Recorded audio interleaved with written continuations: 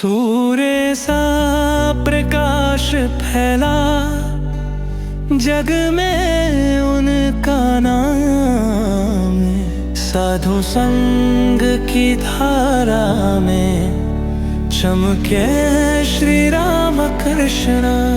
श्री राम कृष्ण वचनामृत क्रमशः episode number 5। शास्त्रों में है आपो नारायणः, जल नारायण है, परंतु किसी जल से देवता की सेवा होती है और किसी से लोग मुंह हाथ धोते हैं, कपड़े धोते हैं और बर्तन मांजते हैं, किंतु वह जल न पीते हैं न ठाकुर जी की सेवा में ही लगाते हैं।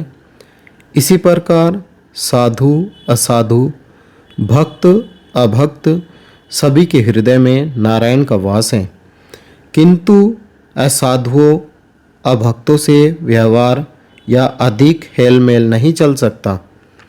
किसी से सिर्फ बातचीत भर कर लेनी चाहिए और किसी से वह भी नहीं। ऐसे आदमियों से अलग रहना चाहिए। एक भक्त, महाराज, यदि दुष्ट जन अनिष्ट करने पर उतारू हो या कर डाले तो क्या चुपचाप बैठे रहना चाहिए? गृहस्थ तथा तमोगुण। श्री रामकृष्ण, दुष्ट जनों के बीच रहने से उनसे अपना जी बचाने के लिए कुछ तमोगुण दिखाना चाहिए, परंतु कोई अनर्थ कर सकता है यह सोचकर उल्टा उसी का अनर्थ न करना चाहिए। किसी जंगल में कुछ चरवाहे गाय चराते थे। वहाँ एक बड़ा विषधर सर्प रहता था। उसके डर से लोग बड़ी सावधानी से आया जाया करते थे। किसी दिन एक ब्रह्मचारी उसी रास्ते से आ रहे थे। चरवाहे दौड़ते हुए उनके पास आए और उनसे कहा, महाराज, इस रास्ते से न चाहिए, यहाँ एक सांप रहता है, बड़ा विषधर है। ब्रह्मचारी जी ने कहा, तो क्या हुआ बेटा, मुझे कोई डर नहीं है, मैं मंत्र जानता हूँ। यह कहकर ब्रह्मचारी जी उसी ओर चले गए। डर के मारे चरवाहे उनके साथ न गए। इधर सांप फन उठाए झपटता चला आ रहा था, परंतु पास पहुँचने के पहले ही ब्रह्मचारी जी ने मंत्र पढ़ा। सांप आकर उनके पैरों पर लौटने लगा। ब्रह्मचारी जी ने कहा, तू भला हिंसा क्यों करता है? ले, मैं तुझे मंत्र देता हूँ। इस मंत्र को जपेगा तो ईश्वर पर भक्ति होगी, तुझे ईश्वर के दर्शन होंगे, फिर यह हिंसा वृत्ति न रह जाएगी। यह कहकर ब्रह्मचारी जी ने सांप को मंत्र दिया।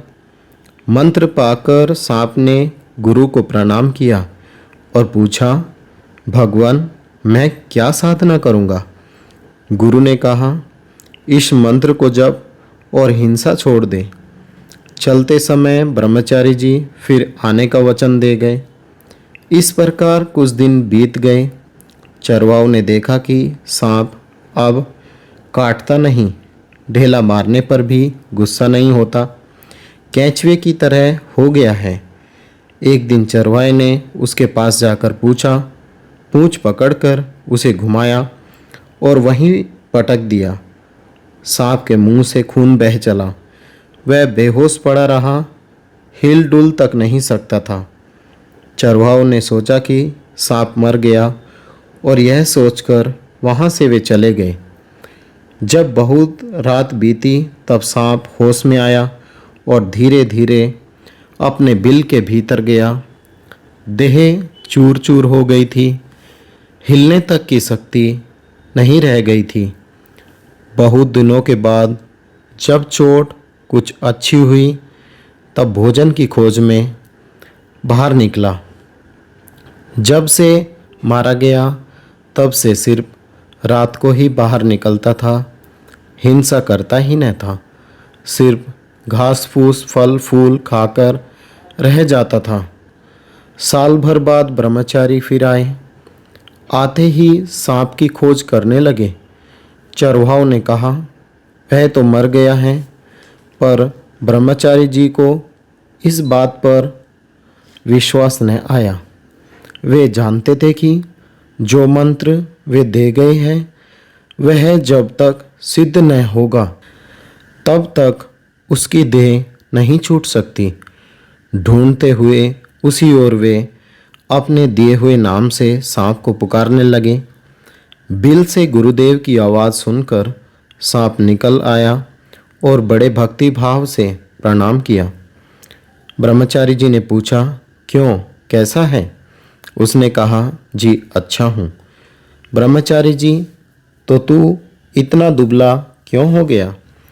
सांप ने कहा, महाराज, जब से आप आज्ञा दे गए तब से मैं हिंसा नहीं करता। फल फूल घास पात खाकर पेट भर लेता हूँ, इसलिए शायद दुबला हो गया हूँ। सत्वगुण बढ़ जाने के कारण किसी पर वह क्रोध न कर सकता था। इसी से मार की बात भी वह भूल गया था।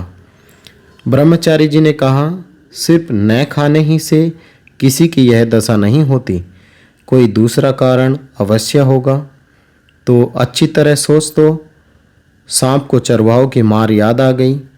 उसने कहा, हाँ महाराज, अब याद आई।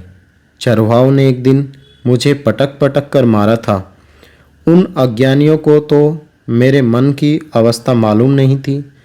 वे क्या जाने कि मैंने हिंसा करना छोड़ दिया है।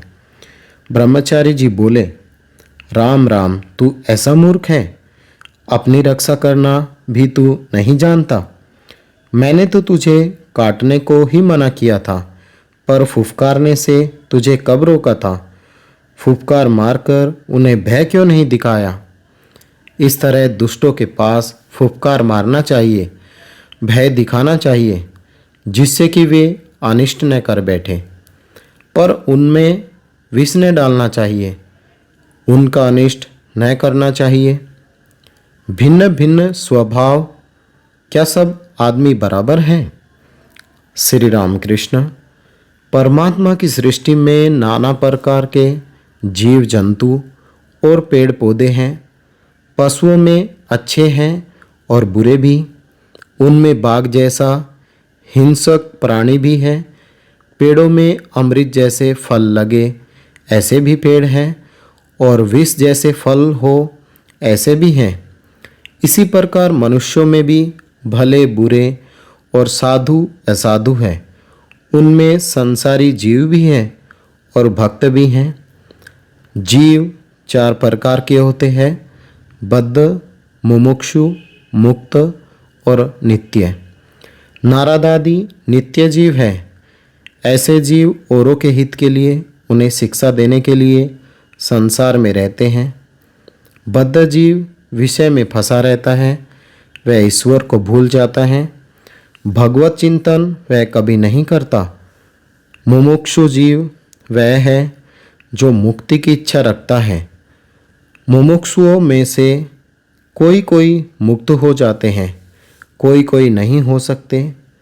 मुक्त जीव संसार के कामनी कांचन में नहीं फंसते। जैसे साधु महात्मा, इनके मन में विषय बुद्धि नहीं रहती। ये सदा ईश्वर के ही पाद पद्मों की चिंता करते हैं।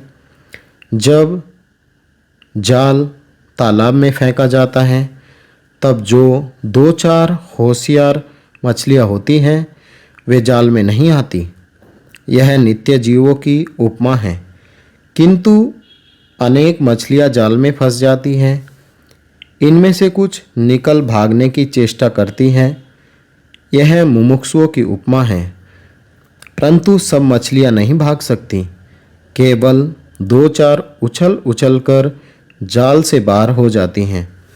तब मछुआ कहता है, अरे एक बड़ी मछली बह गई। किंतु जो जाल में पड़ी हैं उनमें से अधिकांश मछलियाँ निकल नहीं सकती। वे भागने की चेष्टा भी नहीं करती।